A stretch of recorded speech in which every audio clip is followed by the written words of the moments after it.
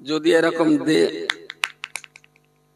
আপনার এই খৈনি খাওয়া আপনার বাপ দেখে গেছে কিন্তু বারণ করে যায়, আপনি এদিকে যত ডলবেন বাপের কবরেও তত ডলন, বেকারে গোপন করে তো লাভ নেই। এদিকে যত হরতন নির্যাতন হবে, হরতন নৈতন টেক্কা গেলাম হবে, ওদিকেও এরকম সমান তালে টেক্কা চলবে। তার মানে সন্তানাদি ছেলে মেয়ে বংশধররা পৃথিবীতে যে যেমন কাজ করবে তার আত্মীয় স্বজন প্রিয়জনরা কবরে সেই রকম পাওয়ানাই তারা পেতে থাকবে। খুব ক্লিয়ার কথা বলছি। বছরে বছরে সব রাসায়নিক করলে যে আমাদের প্রিয়জনরা কবরে ভালো থাকবে, না করলে যে আগুন জ্বলবে, আমার ডিকশনারিটা বলে।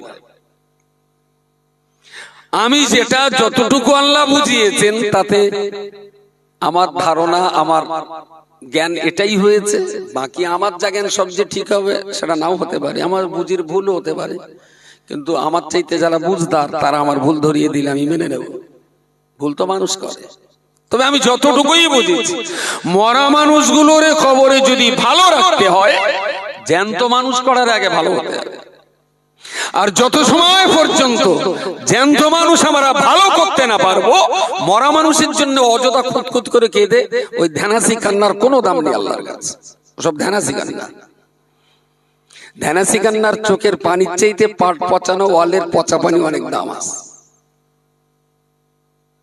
অরিজিনালি যদি মরা মানুষগুলোর আমরা ভালো চাই, আসুন আমরা নিজেরাই আগে ভালো হই। কোরআন সে কথা আমাদের বলেছে, রব্বানা আতিনা ফিদ দুনিয়া হাসানা ওয়া ফিল আখিরাতি।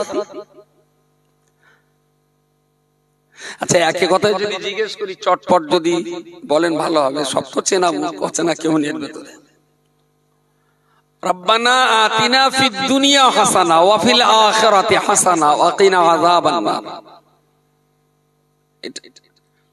এটা কোরআনের কথা। আল্লাহ আমাদেরকে এই দোয়া চাইতে শিখিয়ে দিয়েছেন, এটা কোরআন পাকের আয়াত।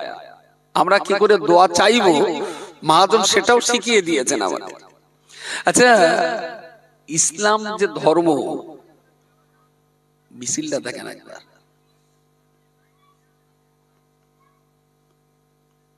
এটা বোধহয় এরা মিছিল ঘন ঘন হচ্ছে রাস্তায়। আমি ৩-৪টে মিছিল পার করে আসলাম আর কি, দল দল মিটিং। আচ্ছা, ওদের কি একবার মনে আছে যে আমার মরা বাপ মার জন্য আজকে সভা? যারাই ঘুরছে ওরা কি একবারও ভেবেছে যে আমার মৃত আত্মীয় স্বজন প্রিয়জন তারা কবরে কি হালাতে আছে, তাদের জন্য আজকের এই সভা? এ কথা যদি ওদের মনে থাকতো